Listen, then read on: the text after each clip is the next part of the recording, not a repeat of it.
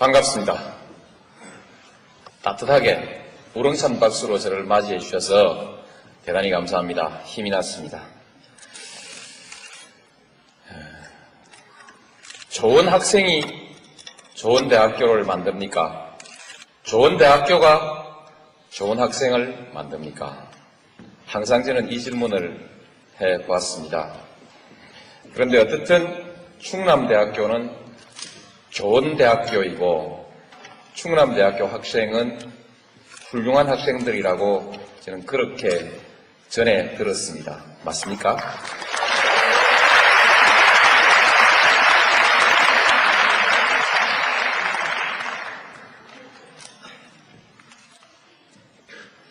충남대학교가 좋은 대학교가 아니라도 여러분 한 분 한 분의 인격에 줄어들고 늘어나는 것이 별로 없을 것입니다. 실제에 있어서는요. 그러나 여러분들은 충남대학교 학생이라는 이유로 충남대학교가 좋은 대학교이기를 바라고 또 그 점을 매우 자랑스럽게 생각하시죠. 충남대학교가 좋은 대학교일 때 여러분도 함께 좋은 학생이 되는 느낌을 받지요. 실제로 남들도 그렇게 받아들입니다. 이제 정치가 별겁니까? 정치를 얘기하기 전에 여러분 한 분 한 분들의 소망을 한번 얘기를 해보죠. 우선 먹고 살아야 합니다. 아무리 많이 배운 사람도 아무리 잘난 사람도 먹고 사는 문제가 해결되지 않으면 날개축지가 꺾입니다. 밥 먹고 사는 것 말고 입고 또 들어가서 일하고 쉴 집이 있어야 하고 핸드폰도 있어야 하고 그렇죠? 먹고 사는 문제입니다. 거의 대부분의 사람들은 이 문제를 외면하지 못합니다. 아주 드물게 스피노자 같은 사람은 시간을 더 많이 갖기를 원했습니다. 그래서 가난을 선택하고 더 많은 시간을 선택했습니다. 그러나 보통 사람은 그러지를 못합니다.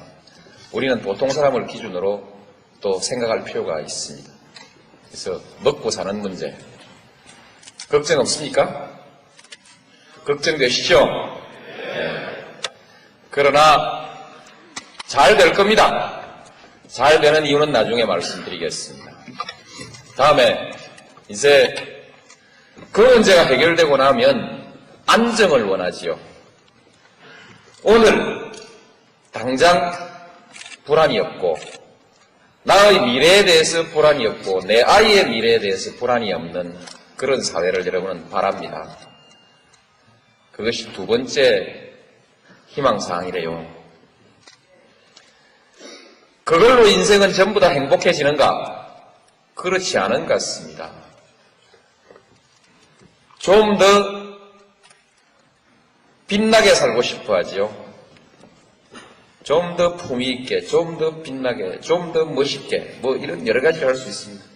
가장 보편적이고 대표적인 것은 국가가 잘 돼 갔을 때, 마치 여러분들이 충남대학교가 잘 됐을 때 여러분들의 품격이 높아지는 것과 마찬가지로 국가가 잘 됐을 때 그 안에서 여러분들 개개인의 소망이 잘 이루어질 가능성은 대단히 높은 것입니다. 그래서 똑같은 재능을 가지고도 똑같은 땀을 흘리고도 어느 국가에서 태어났느냐에 따라서 운명이 하늘과 땅만큼 차이가 나지 않습니까? 국가가 잘 돼야 해요.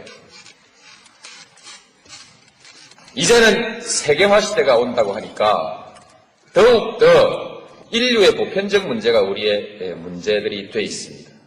그래서 이제 우리의 문제가 해결되면 세계 질서가 우리 개개인의 삶을 충족시켜 줄 수 있는 삶의 질을 충족시켜 줄 수 있는 조건을 갖춰야 됩니다.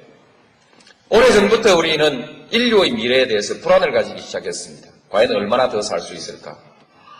얼마나 더 안전하게 살 수 있을까?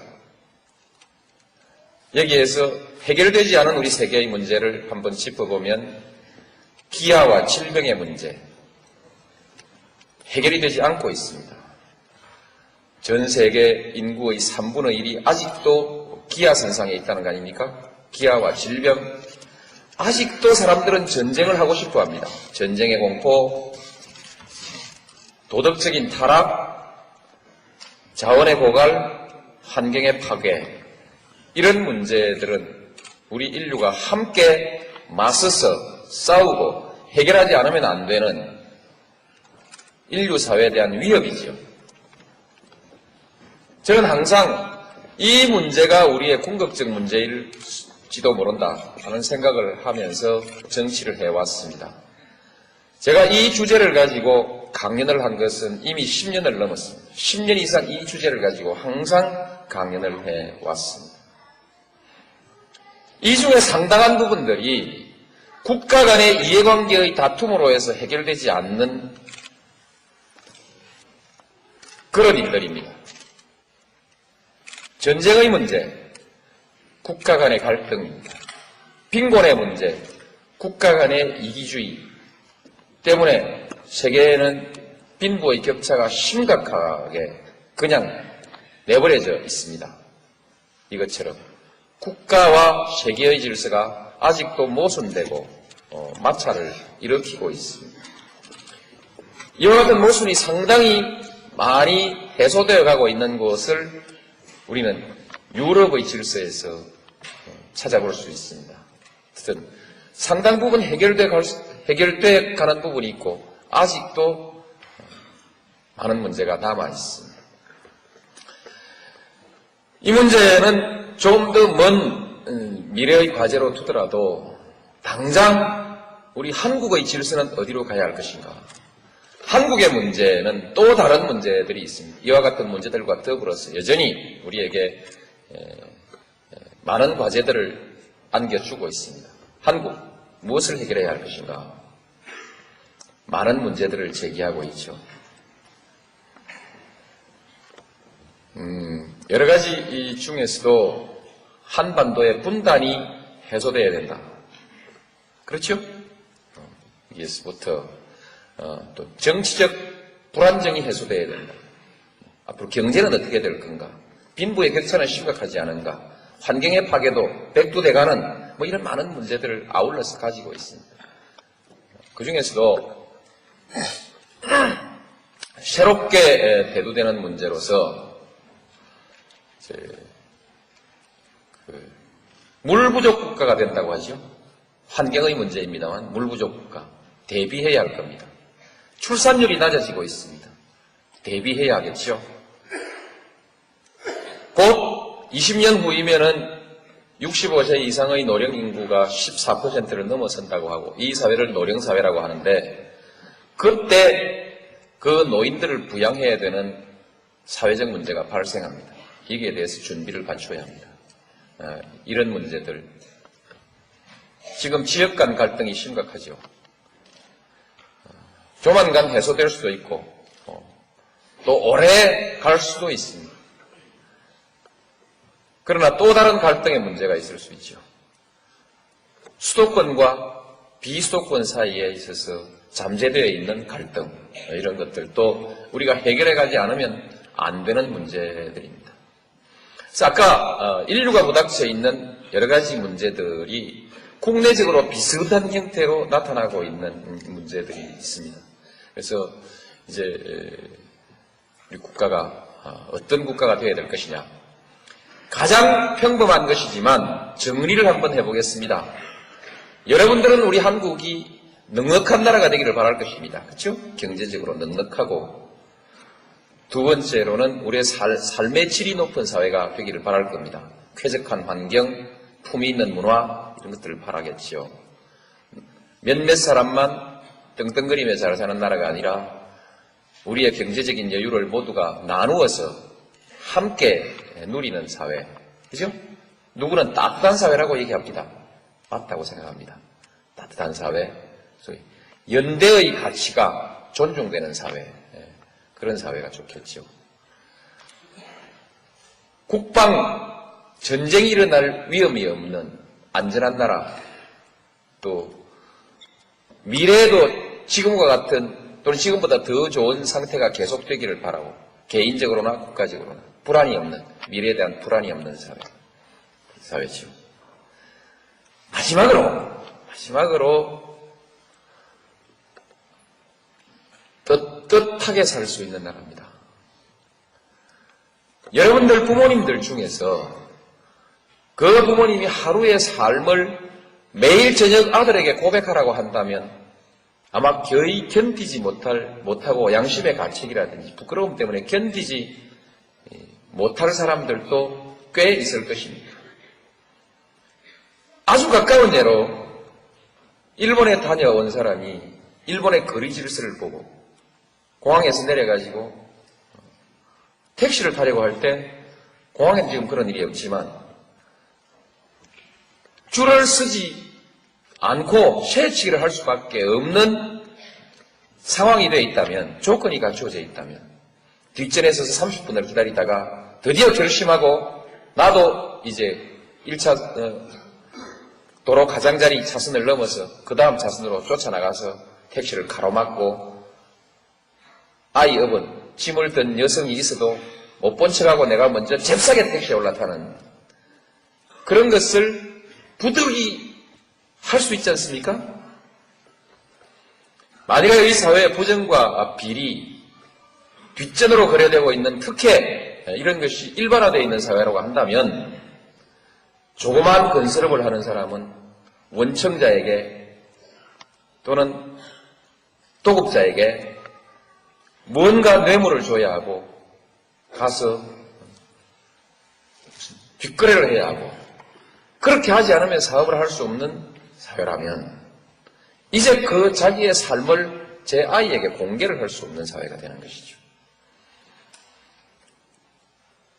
국세청에서 나왔다 이렇게 한마디 하면 왠지 아랫도리가 후두루두루 떨리는 사람들도 많을 것입니다. 그렇죠? 이 사회는 국민을 떳떳하게 대우하는 사회가 아니죠. 그래서 마지막으로는 국민들이 당당하게 살 수 있는 나라. 요새 MBC 캠페인은 정정당당 코리아죠? 매일경제신문은 업그레이드 코리아를 내세웠습니다. 업그레이드 코리아는 국민소득 10,000불이 15,000불 되는 것이 아니라 그것도 포함되지만 그 위에 국민들이 이렇게 당당하게 살 수 있는 나라가 업그레이드 된 나라 아닐까요? 마지막으로 당당하게 살 수 있는 나라.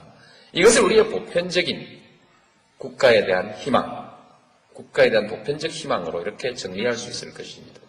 자, 이런 원론적인 얘기는 덮어버리고 이렇게 가야 하는데 한국 갈 수 있을까?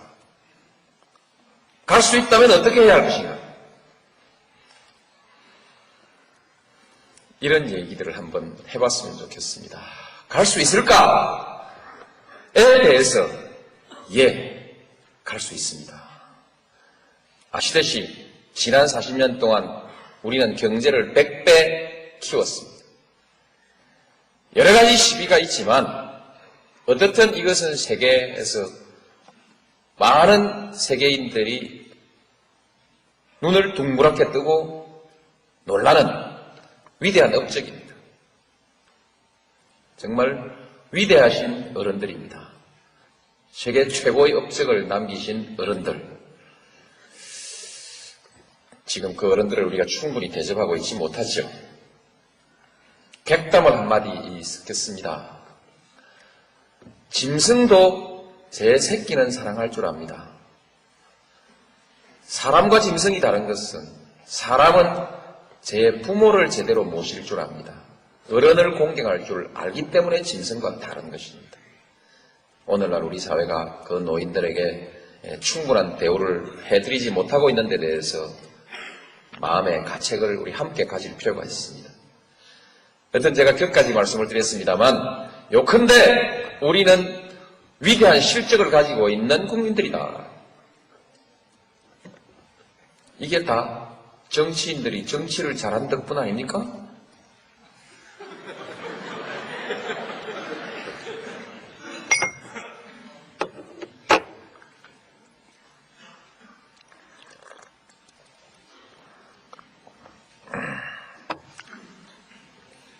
아니라도 좋습니다. 정치인들이 정치를 잘하지 않았다 하더라도 한국의 정치 수준은 어느 수준이냐? 적어도 지금까지는 세계 인류입니다. 무엇이 지금의 민주주의 수준, 정치 수준이 세계 인류가 아니라 발전 속도에 있어서 세계 인류라는 것입니다. 우리가 1945년 8월 15일 식민지로부터 해방됐습니다. 그 시기 전쟁이 끝나고 식민지에서 해방된 많은 나라들 중에서는 한국이 그래도 기죽났다. 기죽났다. 박수 한번 치는 겁니다. 이럴 때는.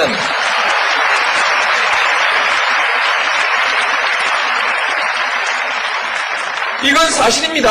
아무도 부인할 수가 없습니다. 사실입니다. 정치인들이 잘했거나 아니면 국민들이 잘했겠지요. 우리는 4.19를 해냈습니다. 또 79년 부마항쟁도 해냈고 80년 광주항쟁, 87년 6월항쟁, 세계 역사상에 현대사에서 한국만큼 이렇게 자주 들고 일어나서 그야말로 영어로 people power를 제대로 행사한 나라가 그리 많지 않죠. 그죠? 대단한 나라입니다. 대단한 국민들이죠. 이제 듣고 보니까 정치인들이 잘한 게 아니고 국민들이 잘한 것 같습니까? 어쨌든 쉬십시오. 한 번 더요. 네,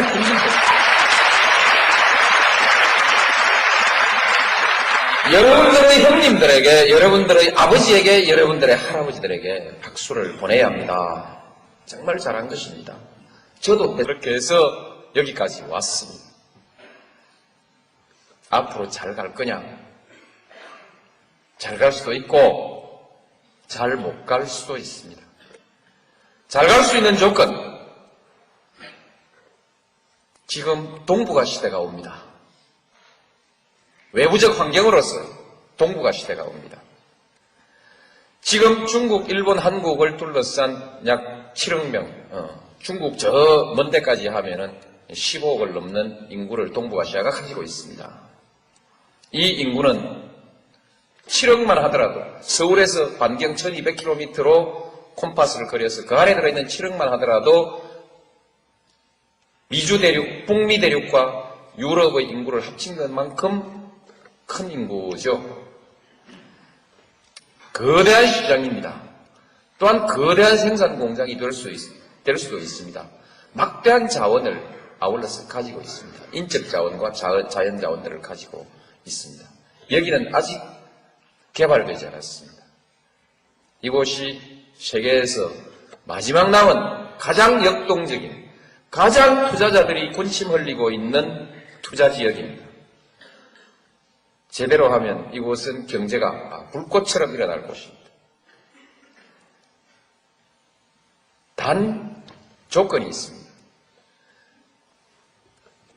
평화가 정착되어야 됩니다. 평화 구조가 정착되고 그 안정 위에서 번영이 일어날 수 있는 것입니다.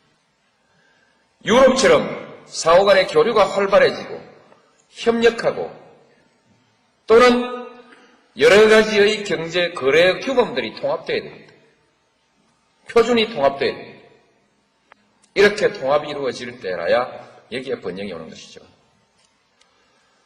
제일 첫 번째 조건으로서 평화와 안정, 이것을 선택할 수 있는 키를 가진 사람들이 누구냐? 남한과 북한입니다. 그렇죠? 남북한입니다. 남북한이 마음먹고 딱 악수하고, 그래서 그 악수를 보고 세계인들이 저거 맞다, 이젠 평화가 왔다 라고 생각할 때부터 한반도의 활력이 먼저 생기기 시작할 것입니다. 한반도의 평화는 바로 동북아시아의 평화와 안정을 의미합니다. 벌써 한중일 삼국 간의 자유무역까지도 논의하고 있지 않습니까? 또 동북아 경제협력기구를 벌써 논의하고 있지 않습니까? 저도 비전으로 제시하고 있습니다. 동북아 개발은행을 얘기하고 있죠. 또한 한, 북, 러시아를 포함한 철도공사를 얘기하고 있습니다. 시베리아 가스 개발에 관해서는 유럽의 자본이 대기하고 있습니다. 파이프라인이 연결되면 아마 부산까지 내려와서 또는 포항점 와서 일본으로 바로 건너가는 가스 라인이 만들어질 수도 있습니다. 대단한 변화가 우리 앞에 기다리고 있습니다. 남북한이 마음먹으면. 물론 일본, 미국, 중국, 러시아가 다 함께 협력해야겠죠. 이런 가능성을 가지고 있습니다. 마음 잘 먹고 우리가 잘하면 이거 할 수 있거든요. 긴 설명 줄이고 이제 당면한 핵 문제를 한번 얘기해 보십시다. 저거 풀어야 되거든요. 혹시 이 중에서 우리도 핵을 가지는 것이 좋지 않느냐? 북한이 핵을 가지면 우리도 가지자라는 생각을 하는 분들도 있을 수 있고, 또 북한이 가지고 있는 것은 결국 통일되면 우리 거 아니냐? 이렇게 생각하는 분들도 있는데 그러시면 안 됩니다. 세계에서 플루토늄 재처리 기술에 관해서 플루토늄 재처리 기술에 관한 일본이 이미 세계 최고의 수준을 가지고 있습니다. 양적으로 질적으로. 우리가 만들면 일본은 우리 10배, 50배 만들 수 있습니다. 기분 나쁘지만 그건 사실입니다. 중국은 이미 핵을 가지고 있죠. 못하게 말려야 됩니다. 그렇게 풀어가는 것이 아닙니다. 어떻든 핵 문제는 해결돼야 돼요. 북한은 핵을 포기해야 됩니다. 어떻게 포기할 거냐? 말로 하자. 대화로 평화적으로 하자. 그게 우리 주장입니다. 그러니까 북한이 자꾸 뭘 내놓으라 그러고 협상을 하다가 탁자 걷어차버리고 나가버리고 만나자 해놓고 안 나오고 속을 썩입니다. 약이 오릅니다.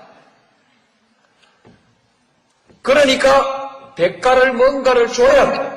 금강산 관광 당장 수지 맞지 않는 사업을 한다 이 말입니다. 10년, 20년 뒤에는 아주 수지 맞는 장사일지 모르지만 지금 당장 수지 안 맞는 장사를 이어나가는데 이것은 20년 뒤를 내다본 장기 투자이거나 아니면 남북 간의 평화를 구축하기 위해서 평화의 대가로 지금 지불하고 있는 돈이다. 억울하단 말이죠. 그래서 왜 퍼주냐? 그러나 퍼주고만 말 것은 아닙니다. 결국은 이와 같은 과정을 통해서 해결이 됩니다. 왜냐하면 북한은 이미 개방을 결정했습니다. 오래전에 결정했습니다. 키도라고 발음합니다만 키도 또는 캐도를 받아들일 때 한국형 원자로를 한국 기술진에 의해서 건설하도록 용납했을 때 이미 북한은 한국의 기술에 에너지를 의존한다는 결정을 한 것입니다. 그렇죠? 전쟁할 생각이 있으면 그렇게 못하는 것이죠. 그때 결정했고 지금 신의주, 개성공단, 철도 연결 이 모든 것들이 개방해야 살겠다는 것을 확실하게 확인하고 이제 개혁하고 개방하겠다는 뜻입니다. 개혁 개방은 외부의 지원이 없이는 절대로 성공할 수가 없습니다. 그래서 외부의 지원을 간절히 필요로 합니다. 그래서 성의를 가지고 대화해 나가면 이 문제는 풀린다. 단 대화로 푸는 방법은 이것저것 자꾸 주어야 하니까 비쌉니다. 돈이 많이 든다 이제.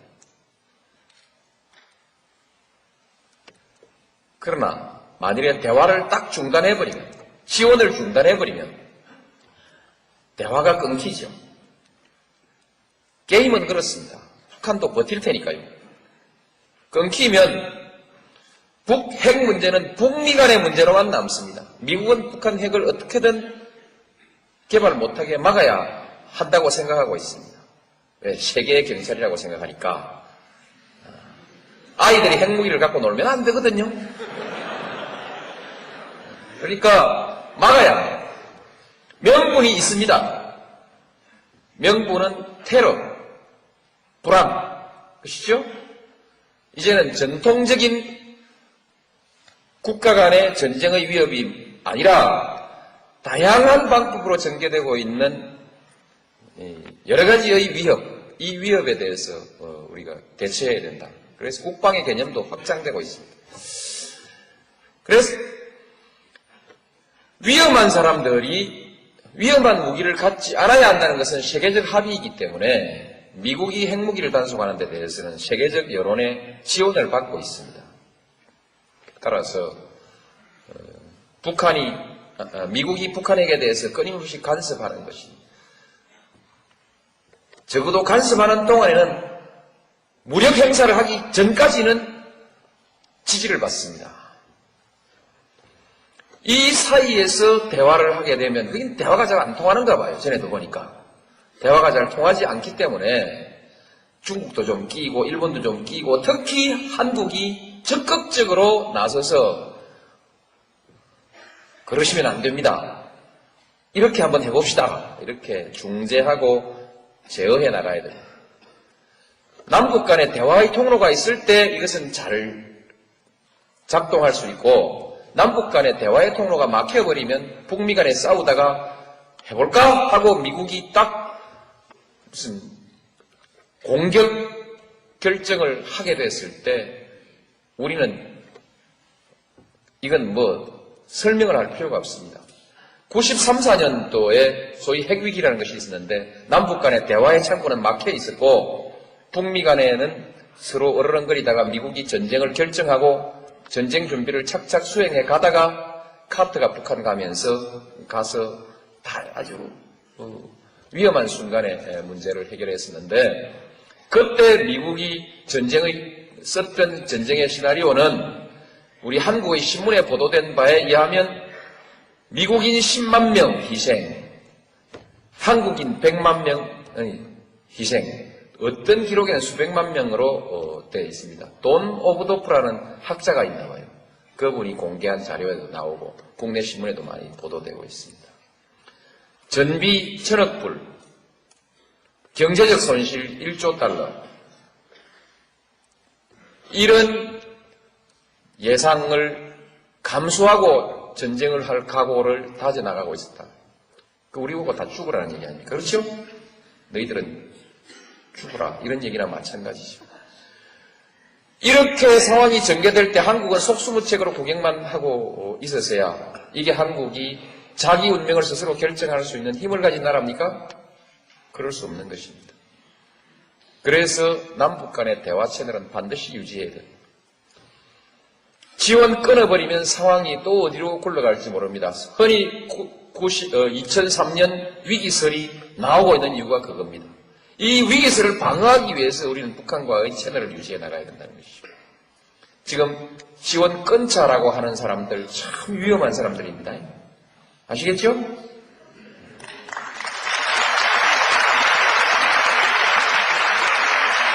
쉽게 말해서 전쟁 불사론자들이죠. 예?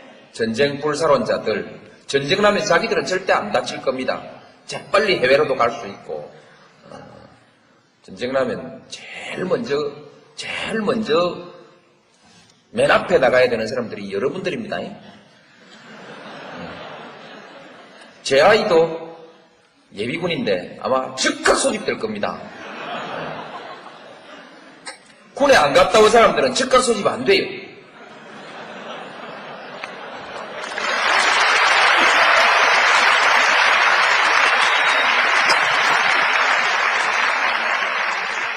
강경책도 하나의 수단입니다. 외교 수단으로 아주 유효합니다. 그러나 그 강경책이 성공하면 값싸게 해결되는 것이지만 실패하면 말하자면 다 들어먹는다.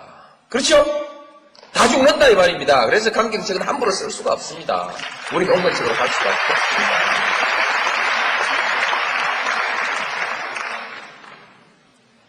그렇게 해서 이제 우리의 남북 문제를 잘 풀어나가면 미래가 보장되는데 이것은 우리 역사의 대전환을 의미합니다. 만일에 남북 간에 긴장이 있고 북한이 자꾸만 무장을 강화하게 됐을 때 일본은 군비를 강화할 수 있는 명분을 가지고 일본의 강경파, 일본의 극우익들이 큰 소리를 내게 됩니다. 그렇게 됐을 때 일본이 군비를 강화하면 중국은 가만히 있을 수 있습니까? 중국도 군비를 강화하게 되고 일본과 중국 사이의 군비 경쟁이 격화됐을 때 한국은 어떻게 합니까? 우리도 해야죠. 그런데 아무리 해봐도 돈으로 따져보나 인구로 따져보나 이게 되지가 않습니다. 한국 사람이 아무리 유능해도 정치적, 지리적 조건이 그렇게 만들어져 있으면 도리 없이 눈치를 보는 나라가 될 수밖에 없습니다. 우리 한국 사람이 못나서 중국 대륙의 왕조가 바뀌었을 때 한국의 왕조가 따라 바뀌고 중국 대륙의 왕조가 바뀌면 한국의 정변이 일어나는 역사를 감수했겠습니까? 못나서 감수한 것이 아니라 정치적 조건이 그렇게 돼 있기 때문에 감수해 왔습니다. 일본이 해양 세력으로 편입되면서 소위 서양 세력으로 편입되면서 등장하니까 이제 중국과 일본 사이에 끼어가지고 이쪽에서 줄 서자 저쪽에 줄 서자 마치 오늘날 우리 민주당의 일부 국회의원들처럼 어디 줄을 설지 몰라가지고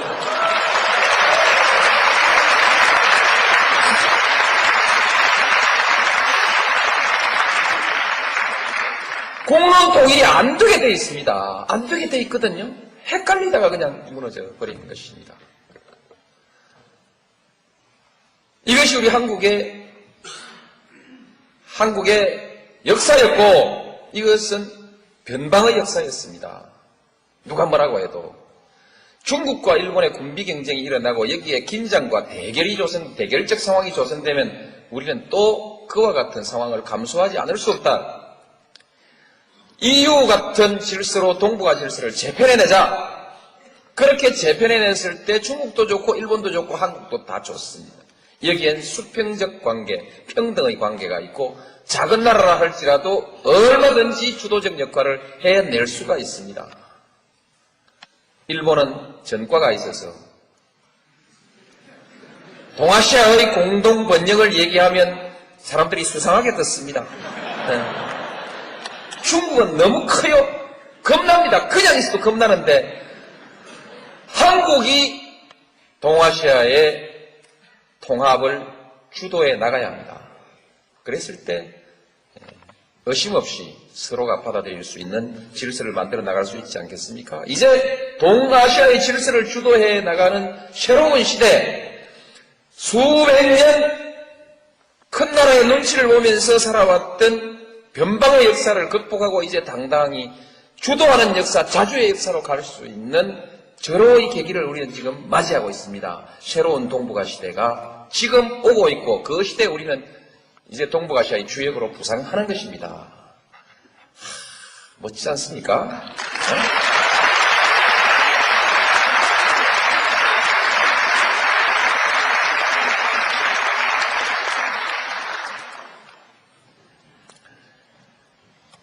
이제 참 시간이 아쉽네요. 지역 갈등이 있습니다. 정치적 지역 갈등. 이건 노무현이 대통령이 되는 것으로 해결의 출발점에 서게 되고 제가 해결하겠습니다. 지난 12년간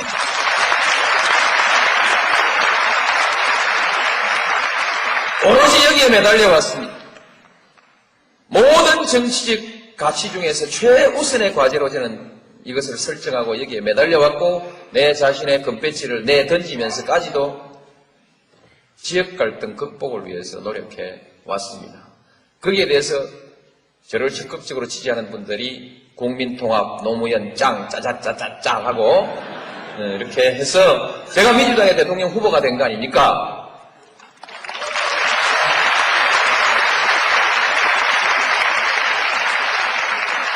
이것만 가지고 또 1시간 얘기거리가 있지만 접어놓고 넘어갑시다. 지역 갈등 해결되고 나면 해결 다 되냐? 노사 갈등도 있죠. 이것도 생략하고 넘어갑시다. 넘어갈 수 있습니다. 우리 신계륜 의원도 옆에 계시지 않습니까? 그죠? 노사 갈등 문제 신계륜 의원한테 제가 맡길 테니까 그냥 맡깁니다.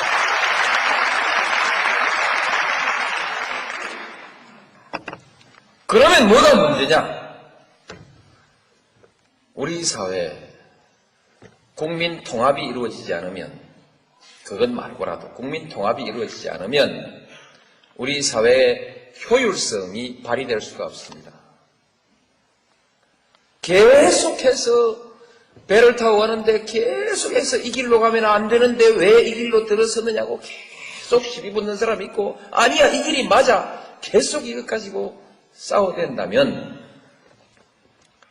그 배는 제대로 갈 수가 없습니다. 국민 통합이 뭐냐? 정서적으로 당신하고 내하고 이렇게 차이가 나는 것이 좀 부당하고 억울하지만 그래도 프로세스에 있어서 정당성 때문에 내가 시비를 걸 수가 없고, 좀 기분은 나쁘지만 당신하고 내하고 그래도 한 동네에서 같이 사는 것이 그렇게 죽을 맛은 아니다.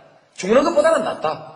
이런 수준의 정서적 공감대가 있고, 주먹다짐하지 않고 죽이고 또 무슨 공격하지 않고 타협으로 하나의 결론을, 공동의 결론을 만들어낼 수 있는 사회적 상태를 우리가 국민 통합이 이루어지고 있는 상태라고 말할 수 있습니다. 타협으로 공동의 목표에 관해서 공동의 합의를 이루어낼 수 있는 사회, 그것이 통합된 사회. 통합된 사회로 가야 됩니다. 이 통합된 사회로 가야 하는데, 이 통합을 위해서 우리에게 아주 중요한 것은 균형된 사회라 해야 됩니다. 균형된 사회. 차이가 너무 많이 나면 여기에서 적대감이 생기고 지배관계가 생깁니다. 그렇죠? 지배관계라는 것은 상대방의 존재와 의견을 존중하지 않는 관계입니다. 한쪽은 일방적으로 명령하고 한쪽은 일방적으로 복종할 수밖에 없는 관계는 행복한 관계가 아닙니다. 지배관계. 배가 아픈 관계. 나도 열심히 했는데 왜 항상 제 친구한테 내가 명령만 받아야 되는가? 이 배 아픈 관계, 그죠? 불평등, 불균형. 여러 측면에 있어요. 불균형이라는 것이 국민 통합을 방해합니다. 갈등을 만들어냅니다. 그래서 균형된 사회. 똑같은 균형이 있을 수 있습니까? 수용할 수 있는 불균형은 뭔가? 그것은 과정에 있어야 정당성입니다. 정당한 절차, 그렇죠? 프로세스. 선거를 해서 저 친구가 반장에 뽑혔기 때문에 이제 그날 이후는 반장이 나한테 와서 줄 서라 해도 가서 줄을 서고, 나한테 뭐라고 이런저런 학급의 질서 유지를 위해서 필요한 요구들을 했을 때 그것을 수용하는 거 아닙니까? 선거 없었으면 그거 수용 못하는 거죠? 절차. 이런 절차를 포함해서 공정한 사회, 절차의 정당성을 포함해서 모든 것이 정당한 근거를 가지고 있는 사회를 공정한 사회라고 얘기하죠. 과정과 결과에 있어서. 하여튼 그냥 공정하다 이렇게 얘기하죠. 공정한 사회. 균형 사회를 이루는 내면적인 요소가 공정한 사회입니다. 공정한 사회. 이런 것들을 우리가 이루어 나가야 되는 것이죠. 자, 이제 갈등 얘기를 하려고 여기까지 왔습니다. 앞으로 우리 한국 사회의 심각한 갈등은 뭐가 될까? 수도권과 지방의 갈등이 될 것입니다. 여러분 지방대학 다니시죠? 열받죠? 억울하죠? 그렇습니다. 자세하게 설명할 것 없이. 요즘은 옛날에는 고등학교밖에 안 나온 노무현이 같은 친구도 절에 가서 머리 수건동에 메고 촛불 켜놓고 책 열심히 읽으면 고등고시도 합격하던 시절이 있었습니다. 요새는 안 된대요, 그렇게. 신림동 가서 학원 다녀야 된대요. 돈이 엄청 든대요. 학교, 뭐 이런 등등에 있어서 여러 가지 소위 기회를 공쉐하는 많은 요소들이 존재합니다. 그 중에서 수도권과 지방의 얘기, 그 한 가지만 오늘 들어서 좀 얘기를 드리고, 저 얘기를 마감을 했으면 좋겠습니다. 아까 제가 동북아 질서를 새롭게 재편하는 한국의 기여를 얘기했는데, 저는 앞으로 한국이 해결돼야 될 문제를 세 가지로 생각합니다. 동북아 시대, 동북아 전략, 지방화 전략, 세 번째로는 원칙의 시대, 소위 가치 존중의 시대를 만들어 나가야 한국의 문제가 풀린다, 이렇게 생각합니다. 그래서 두 번째 것이 지방화입니다. 지방화. 왜 해야 되냐 하는 얘기는 생략하겠습니다. 어떻게 할 거냐?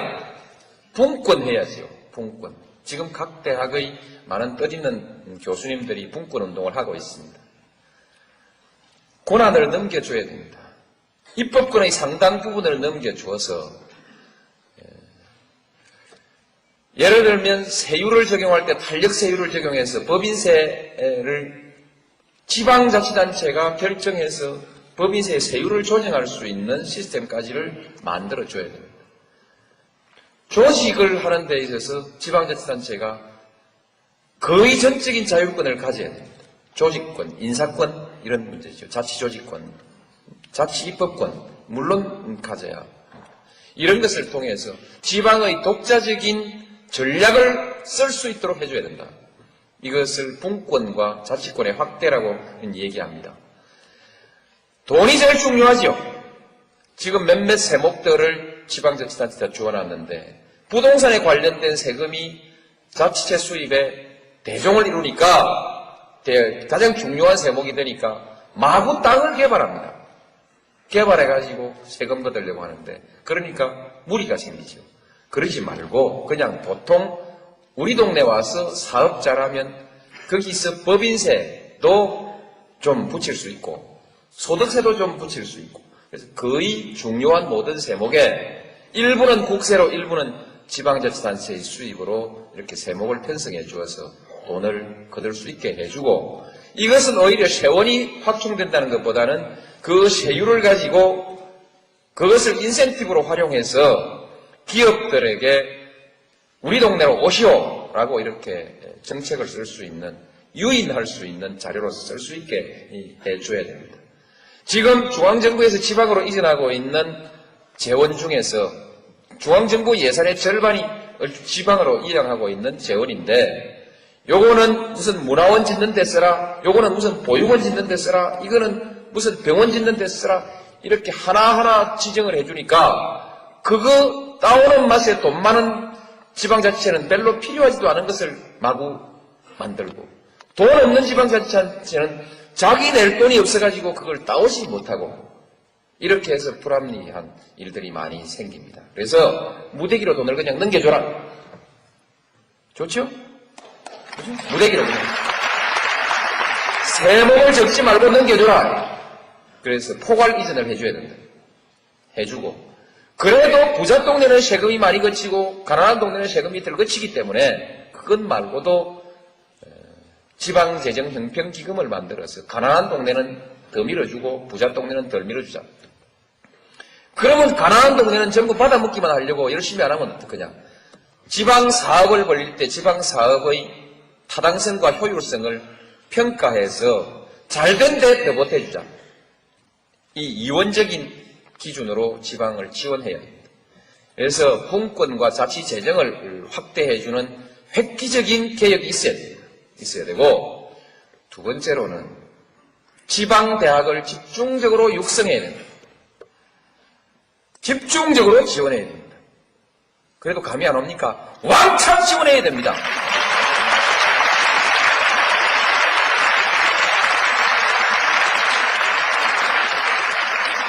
왜냐? 손의 시대에서 머리의 시대로 간다나요? 그렇죠? 지식 기반 사회라는 게 그것을 의미하지 않습니까? 한국에는 특히 고학력 인구가 많기 때문에 지식기반 산업에 많은 일자리를 만들어내지 않으면 안 됩니다. 그런데 이게 전부 서울로 다 집중되어 있습니다. 어떤 대기업 보고 왜 본사를 지방으로 한번 옮기지 않느냐고 했더니 거기엔 사람이 없대요. 지방대학 나온 사람 많이 있지 않냐고. 제가 물었더니 말고 박사급 인재들이 지방에 가서 안 산대요. 왜? 아이들 교육시키기가 어렵고 문화적 여건이 좋지 않고 그러므로 난 가기 싫다. 안 내려가니까 박사급을 데리고 못 가니까 대기업의 연구실 같은 것이 지방 가가지고는 제대로 안 되니까 못 내려가는 거야. 여기에다가 무슨 세금 조금 깎아주고 내려와라 이런 걸로 되는 시대가 아닙니다. 따라서 지방의 교육 여건, 문화 여건을 만들어야 되는데 이게 돈이 많이 들죠. 그러니까 제일 첫 번째 어디서 시작할까? 대학에서 시작해야 됩니다. 대학교에 집중적으로 지원하면 대학교에서 우수한 인재가 나오게 됩니다. 그냥 우수한 인재가 나오는 것이 아니고 그 지방의 산업과 적합하게 결합된 인재를 만들어내는 것입니다. 그리고 그 지방의 연구 개발을 대학이 주도해 나가도록 만들어야 됩니다. 그렇게 하고 그 다음에 그것을 통해서 우리 지금 연구개발비가 효율성이 낮다고 합니다. 이것을 높이기 위해서 지방의 산업과 연구소와 대학을 결합시켜내는 산학연 네트워크 연구 시스템들을 만들어야 된다는 것이 국무총리실에서 연구를 하다가 중단하고 지금 덮어놔 버렸는데 이거 도로 끄집어내갖고 연구를 시킬 겁니다. 시켜서 그렇게 해서 연구개발비의 효율을 높여나가면서 지방대학을 육성하고 여기에 지식기반 사회의 근거를 마련하고 그 다음에 지방대학과 지방의 언론과 지방정부, 지방의 시민사회가 서로 협력체계를 만들어서 우리 도시의 미래를 어디로 끌고 갈 것이냐에 대해서 함께 연구하고 그 도시의 비전을, 그 지방의 비전을 스스로 만들고 제시할 수 있게 해줘야 된다는 것입니다. 지방이 제일 취약한 것이 스스로의 비전을 만들어낼 수 있는 기획 기능이 약한 것입니다. 이것을 갖지 않으면 밤낮 그냥 대학은 대학대로 서울한테 한 푼 주라, 돈 더 주라, 무슨 지방정부는 지방정부대로 돈 더 주라, 여기 다리 더 놔주라, 맨날 이렇게 해야 됩니다. 무대기로 왕창 잘라라고 얘기할 수 있는 독자적인 종합적 지역발전 계획의 프로젝트를 못 가지고 있으면 밤낮 그렇게 얻어먹다 볼일 다 본다 이 말이죠. 스스로 무대기 돈을 받아서 효율성 있게 지방을 발전시킬 수 있는 기획, 이것이 아주 중요해요. 누가 아무나 할 수 있습니까? 대학에서 해야지. 그렇죠? 대학에서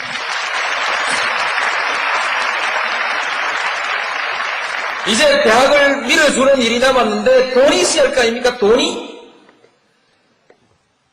지금 대체로 한 2조 정도 되고 있는 국립대학 지원금이 주로 지방에 다 가고 있습니다. 더 줄 돈이 없어요. 별로. 이젠 더 준다 해봤자 서울대학교 돈 뺏어가고 줄 수밖에 없는데 서울대학교 돈 그거 뺏으려고 하다가 정권이 성하게 잘 살아남겠습니까? 그리고 돈이 뺏어봤자 돈이 그래 많지도 않습니다. 무슨 돈이냐? 우리 한국의 연구개발비가 약 4조 수천억 되는데 그 중에서 약 1조 2천억 정도가 대학교로 오고 있습니다. 이것을 한 배로 늘려보자.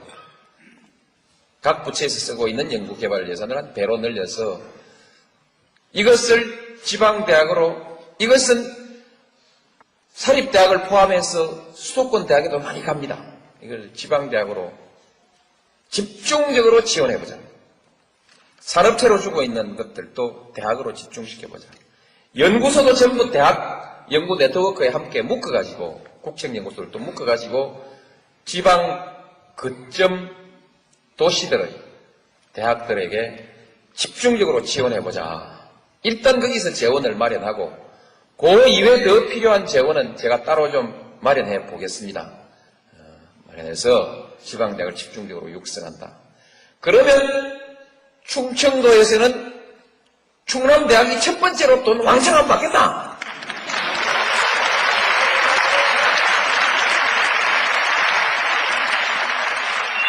그리 되면 안 된단 말입니다. 이리 되면 또한 여기서도 불평등이나 불연등이 생기고요. 또 충청도 충남대학이 충청도 서울대학이 되어버리면 이게 또 원성의 표적이 되지 않습니까? 학교별로 여러 가지들의 특성 있는 학과들을 선택하고 또 우수한 교수님들이 상호 연계해서 네트워크를 형성해서 컨소시엄을 하든지 이런 방식으로 해서 각기 특성 있는 것으로 해서 어느 하나의 특정 분야에 관한 하는 다른 대학의 연구 역량까지를 다 모아서 키우고 서로 교환하는 거죠. 키우고 거기에 관한 하는 서울대학교 안 부럽다가 아니라 서울대학교는 이제 내일 와라, 다음에 와라 할 만큼 이렇게 지방대학을 제가 육성하겠습니다. 육성해서 그렇게 해서 지방대학을 육성한다. 그것이 그냥 대학의 육성이 아니라 그 도시의 발전을 담보하는 것으로 그렇게 저는 계획하고 있습니다. 그러니까 괜히 지방화를 말씀드리는 것이 아니고 이런 계획을 가지고 있고요. 조금 전에 제가 말씀드렸듯이 그러자면 지방의 언론의 역할이 아주 큽니다. 그래서 지방 언론, 지방신문, 지방방송들의 독자성과 개성들을 살려나가야 됩니다. 그래서 중앙신문에 지방신문이 잡아먹히는 것을 막아야 됩니다. 지금 중앙 거대 신문들이 지방에다가 처음에는 인쇄하는 곳만, 인쇄 공장만 만들더니 이제는 지방판 만드는 지사 비슷한 것을 만들고 독립법인을 만들 계획을 가지고 있는데 이렇게 되면은 서울신문이 대전신문들 다 죽여버려요.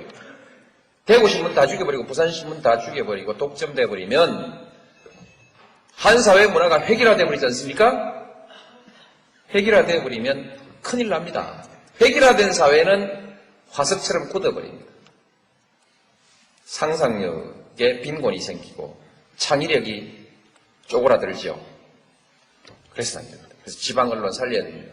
지방신문 스스로도 잘해야 되겠지만 살려줘야 됩니다. 방송도 지방방송이 살도록 해줘야 됩니다. 그래서 지금 지상파, 서울 지상파 방송의 재전송 문제에 대해서 지금 방송사가 싸우고 있는데 이것은 단순히 방송사끼리의 밥그릇 싸움이 아니라 지방 문화의 다양성을 살릴 거냐 살리지 않을 거냐라고 하는 우리 시대의 정책과 맞물려 있는 문제이기 때문에 이건 대단히 중요하게 다루어야 됩니다. 이제 이쯤 되면 대전의 신문과 대전의 방송은 노무현 편을 좀 들겠죠?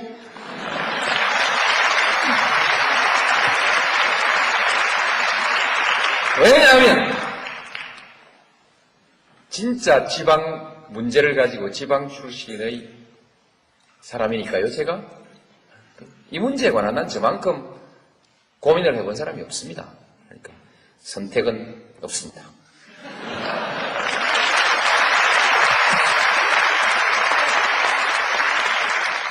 그래서 고민 끝에 제가 오래전부터 분산을 위해서 행정수도 지방 이전을 얘기했었는데 이제는 지방의 시각을 가지고 지방을 살려내기 위해서는 행정수도를 지방으로 옮겨놓고 지방의 눈으로 국가행정을 한번 해봐라. 그렇게 하기 위해서 행정수도를 옮겨버리기로 결심을 했습니다. 자세한 내용 설명 안 드려도 많이 들으셨죠?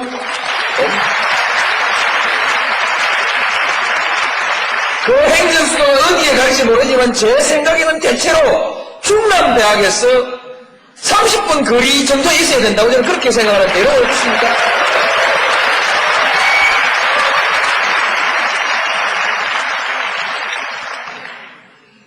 이제 이것만 해도 여러분들 뭐 배가 부르실 텐데 제가 뭐 자꾸 더 드릴 건 없지 않습니까? 그렇죠?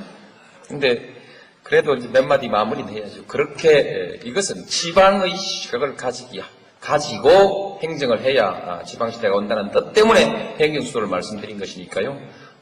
또 질문 있으면 혹시 또 추가하더라도 단순 충청표를 의식하고 이런 것이 아닙니다. 제가 정말 저 정치 그렇게 안 했습니다. 정치 그렇게 안 했고요.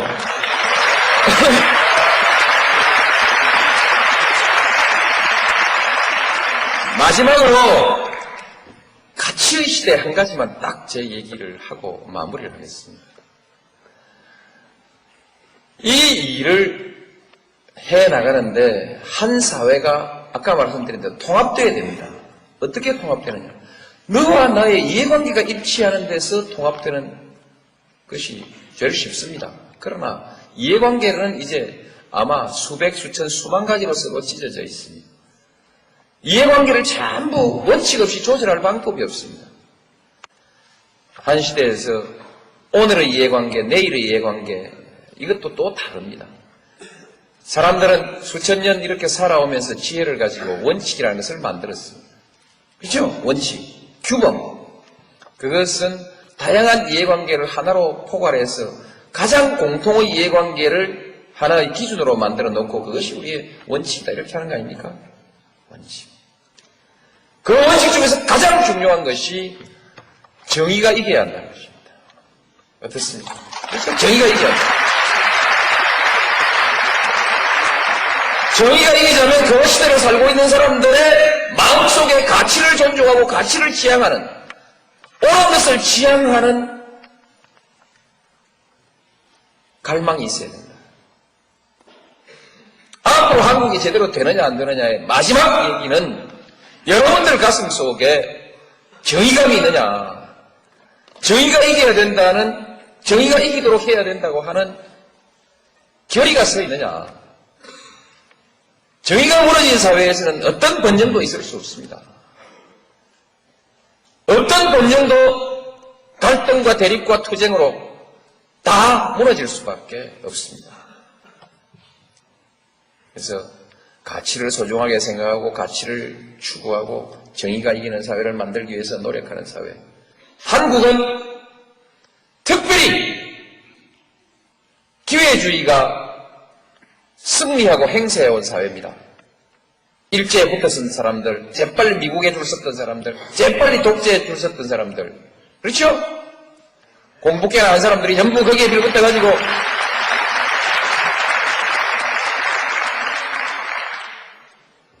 이 나라의 지도층이라는 사람들 한번 해보십시오. 국무총리를 시키려고 사람을 찾아보니까 과거가 깨끗한 사람이 없어. 그렇죠? 들었다 놔버렸어. 안 되겠어. 또 한 사람 모셔와가지고 또 해보니까 또 아니야. 버리. 세 번째 또 모시고 왔는데 여기도 문제가 있어. 문제가 있지만 이러다가 국무총리 자리 비워놓을 파이 되니까 막 미안합니다. 그렇게 얼마나 여러분 생각해 보십시오.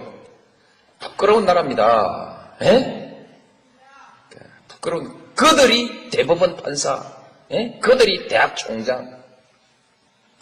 우리가 너무 까다로웠는지 모르지만 근데 대통령 후보 하겠다는 사람들은 훨씬 더 큽니다.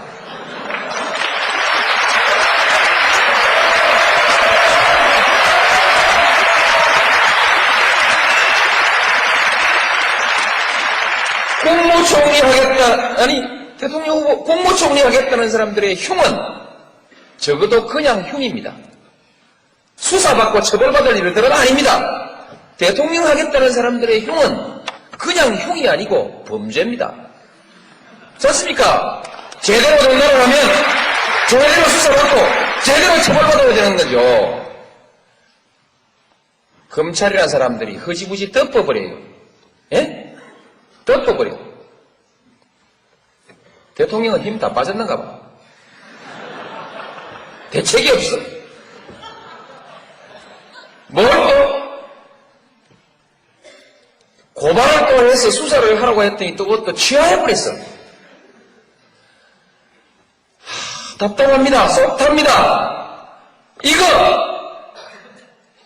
이것이 아무 문제가 아닌 것처럼 생각하게 만든 사람들이 누굽니까?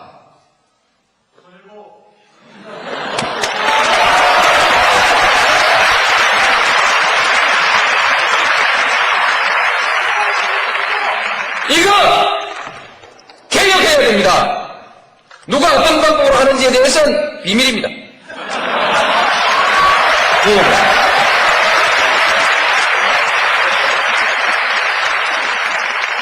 검찰 제일 첫 번째 개혁 대상입니다. 국민의 정부가 실패하는데 결정적으로 기여했습니다. 국정은 줄줄 흘리고 다녀요. 줄줄 흘려. 네? 국가기강이 이게 말이 아닙니다. 지도자가 당당할 때에 이 기강을 잡을 수 있습니다. 떳떳한 대통령, 당당한 대한민국 한번 만듭시다. 감사합니다.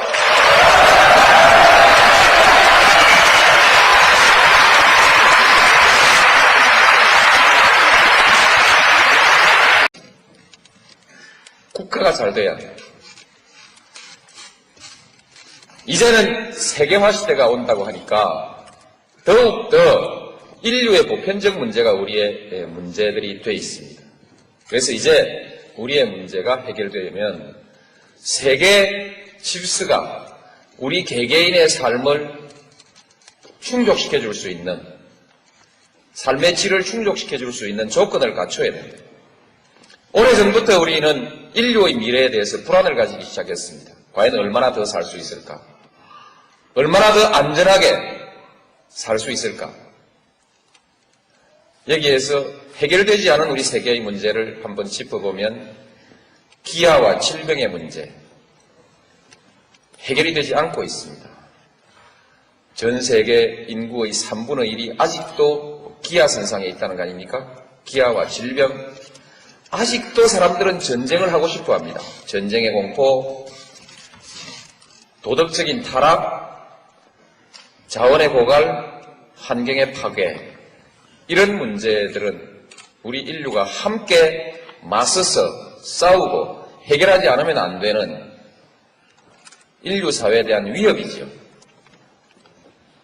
저는 항상 이 문제가 우리의 궁극적 문제일지도 모른다 하는 생각을 하면서 정치를 해왔습니다. 제가 이 주제를 가지고 강연을 한 것은 이미 10년을 넘었습니다. 10년 이상 이 주제를 가지고 항상 강연을 해왔습니다.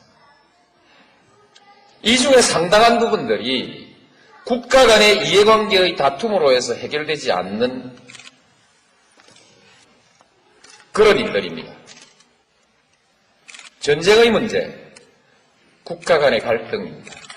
빈곤의 문제, 국가 간의 이기주의 때문에 세계에는 빈부의 격차가 심각하게 그냥 내버려져 있습니다. 이것처럼 국가와 세계의 질서가 아직도 모순되고 마찰을 일으키고 있습니다.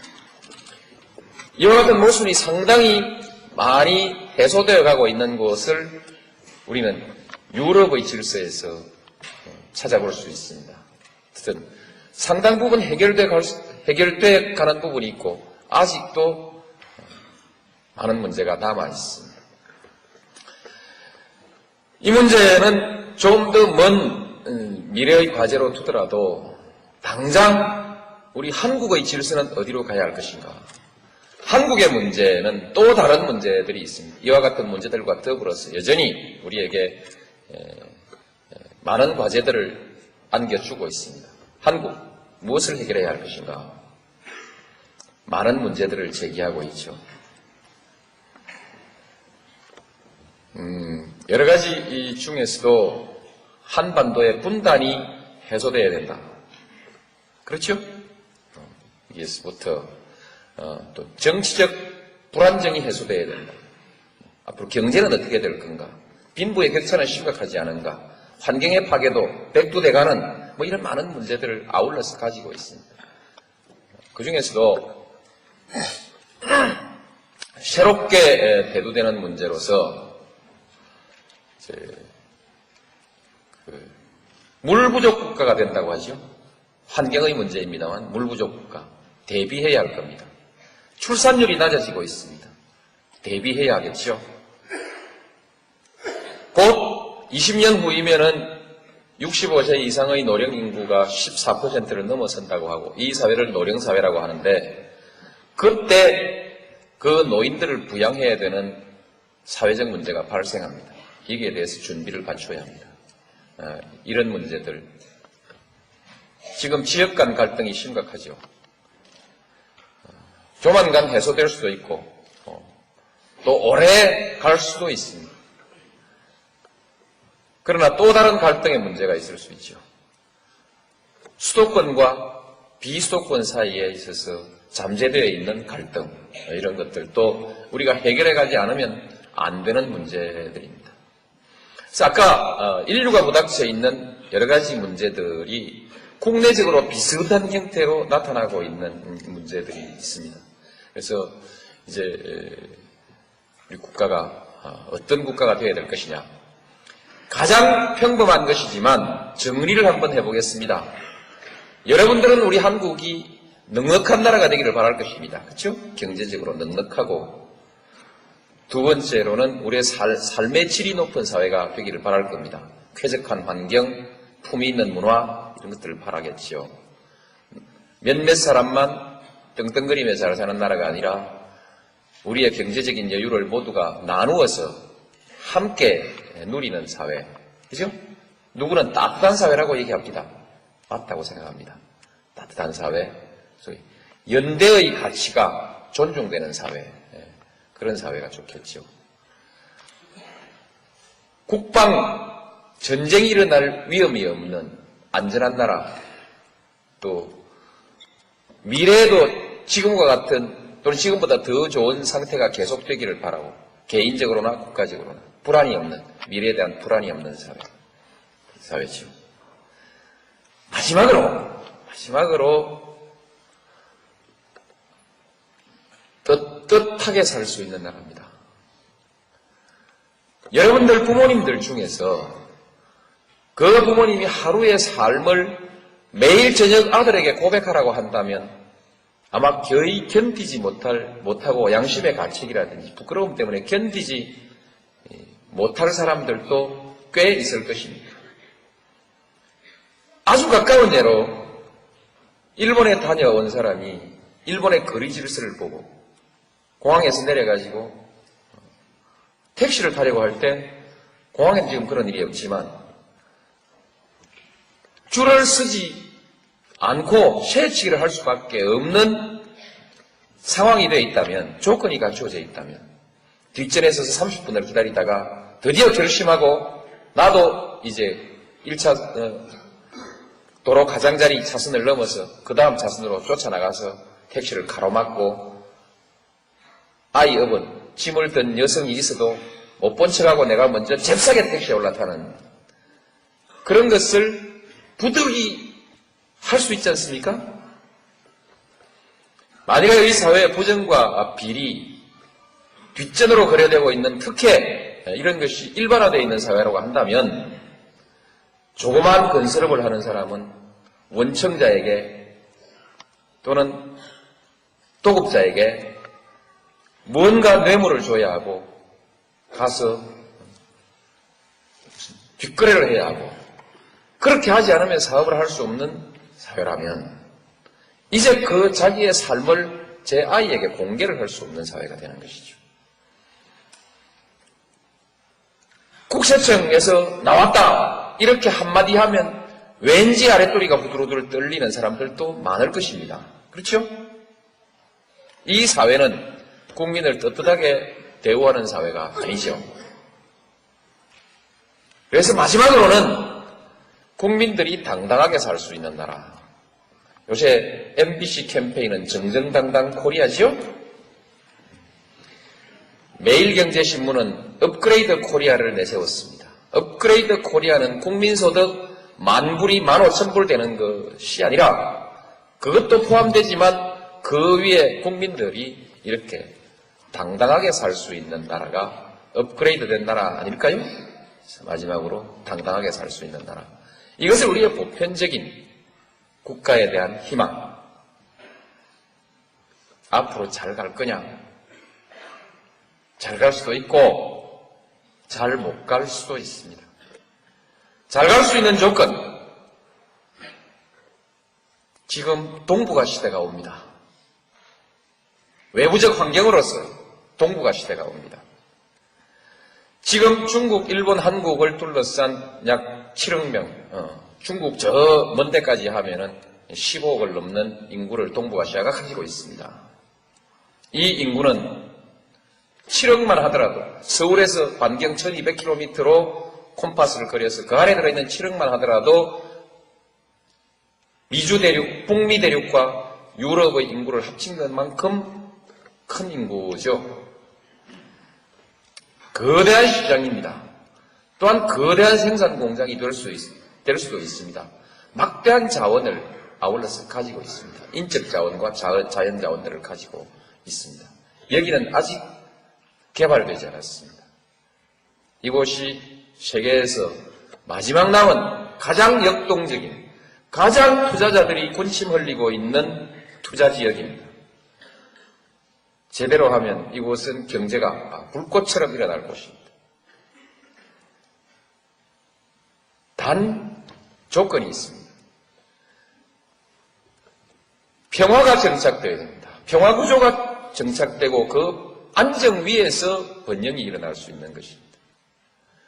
유럽처럼 상호 간의 교류가 활발해지고 협력하고 또는 여러 가지의 경제 거래 규범들이 통합되어야 됩니다. 표준이 통합되어야 됩니다. 이렇게 통합이 이루어질 때라야 여기에 번영이 오는 것이죠. 제일 첫 번째 조건으로서 평화와 안정, 이것을 선택할 수 있는 키를 가진 사람들이 누구냐? 남한과 북한입니다. 그렇죠? 남북한입니다. 남북한이 마음먹고 딱 악수하고 그래서 그 악수를 보고 세계인들이 저거 맞다. 이젠 평화가 왔다라고 생각할 때부터 한반도의 활력이 먼저 생기기 시작할 것입니다. 한반도의 평화는 바로 동북아시아의 평화와 안정을 의미합니다. 벌써 한중일 3국 간의 자유무역까지도 논의하고 있지 않습니까? 또 동북아 경제협력기구를 벌써 논의하고 있지 않습니까? 저도 비전으로 제시하고 있습니다. 동북아 개발은행을 얘기하고 있죠. 또한 한, 북, 러시아를 포함한 철도공사를 얘기하고 있습니다. 시베리아 가스 개발에 관해서는 유럽의 자본이 대기하고 있습니다. 파이프라인이 연결되면 아마 부산까지 내려와서 또는 포항점 와서 일본으로 바로 건너가는 가스 라인이 만들어질 수도 있습니다. 대단한 변화가 우리 앞에 기다리고 있습니다. 남북한이 마음먹으면. 물론 일본, 미국, 중국, 러시아가 다 함께 협력해야겠죠. 이런 가능성을 가지고 있습니다. 마음 잘 먹고 우리가 잘하면 이거 할 수 있거든요. 긴 설명 줄이고 이제 당면한 핵 문제를 한번 얘기해 보십시다. 저거 풀어야 되거든요. 혹시 이 중에서 우리도 핵을 가지는 것이 좋지 않느냐? 북한이 핵을 가지면 우리도 가지자라는 생각을 하는 분들도 있을 수 있고 또 북한이 가지고 있는 것은 결국 통일되면 우리 거 아니냐? 이렇게 생각하는 분들도 있는데 그러시면 안 됩니다. 국가에 대한 보편적 희망으로 이렇게 정리할 수 있을 것입니다. 자, 이런 원론적인 얘기는 덮어버리고 이렇게 가야 하는데 한국 갈 수 있을까? 갈 수 있다면 어떻게 해야 할 것인가? 이런 얘기들을 한번 해봤으면 좋겠습니다. 갈 수 있을까? 에 대해서 예, 갈 수 있습니다. 아시다시피 지난 40년 동안 우리는 경제를 100배 키웠습니다. 여러 가지 시비가 있지만 어떻든 이것은 세계에서 많은 세계인들이 눈을 둥그랗게 뜨고 놀라는 위대한 업적입니다. 정말 위대하신 어른들입니다. 세계 최고의 업적을 남기신 어른들. 지금 그 어른들을 우리가 충분히 대접하고 있지 못하죠. 객담을 한마디 있겠습니다. 짐승도 제 새끼는 사랑할 줄 압니다. 사람과 짐승이 다른 것은 사람은 제 부모를 제대로 모실 줄 압니다. 어른을 공경할 줄 알기 때문에 짐승과 다른 것입니다. 오늘날 우리 사회가 그 노인들에게 충분한 대우를 해드리지 못하고 있는 데 대해서 마음의 가책을 우리 함께 가질 필요가 있습니다. 여튼 제가 끝까지 말씀을 드렸습니다만 요컨대 우리는 위대한 실적을 가지고 있는 국민들이다. 이게 다 정치인들이 정치를 잘한 덕분 아닙니까?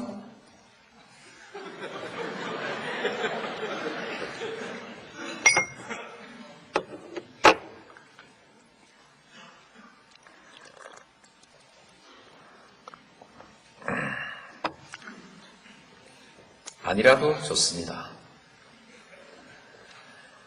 정치인들이 정치를 잘하지 않았다 하더라도 한국의 정치 수준은 어느 수준이냐? 적어도 지금까지는 세계 인류입니다. 무엇이 지금의 민주주의 수준, 정치 수준이 세계 인류가 아니라 발전 속도에 있어서 세계 인류라는 것입니다. 우리는 1945년 8월 15일 식민지로부터 해방됐습니다. 그 시기 전쟁이 끝나고 식민지에서 해방된 많은 나라들 중에서는 한국이 그래도 기죽났다. 기죽났다. 박수 한번 치는 겁니다. 이럴 때는.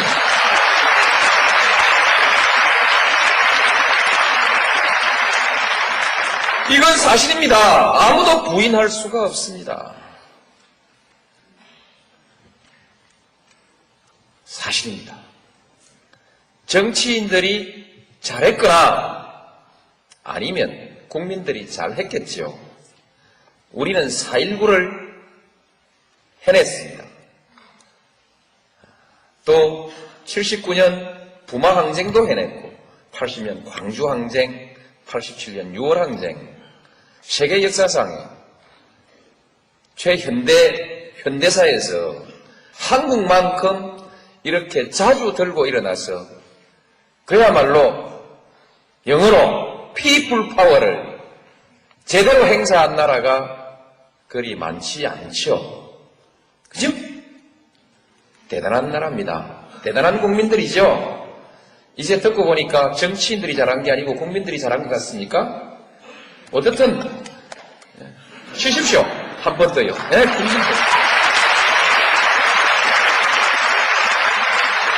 여러분들의 형님들에게, 여러분들의 아버지에게, 여러분들의 할아버지들에게 박수를 보내야 합니다. 정말 잘한 것입니다. 저도 그렇게 해서 여기까지 왔습니다.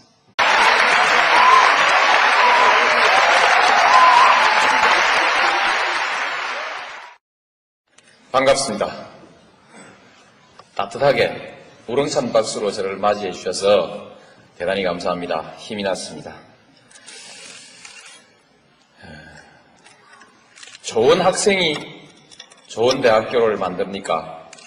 좋은 대학교가 좋은 학생을 만듭니까? 항상 저는 이 질문을 해보았습니다. 그런데 어떻든 충남대학교는 좋은 대학교이고 충남대학교 학생은 훌륭한 학생들이라고 저는 그렇게 전해 들었습니다. 맞습니까?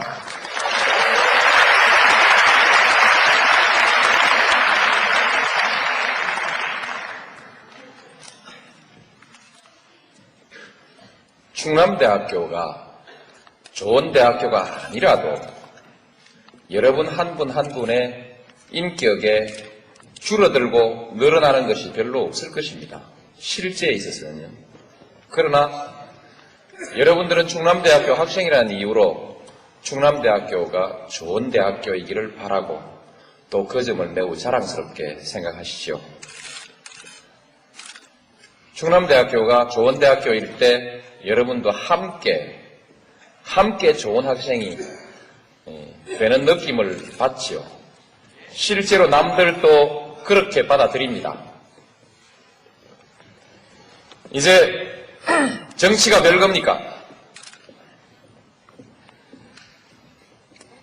정치를 얘기하기 전에 여러분 한 분 한 분들의 소망을 한번 얘기를 해보죠. 우선 먹고 살아야 합니다.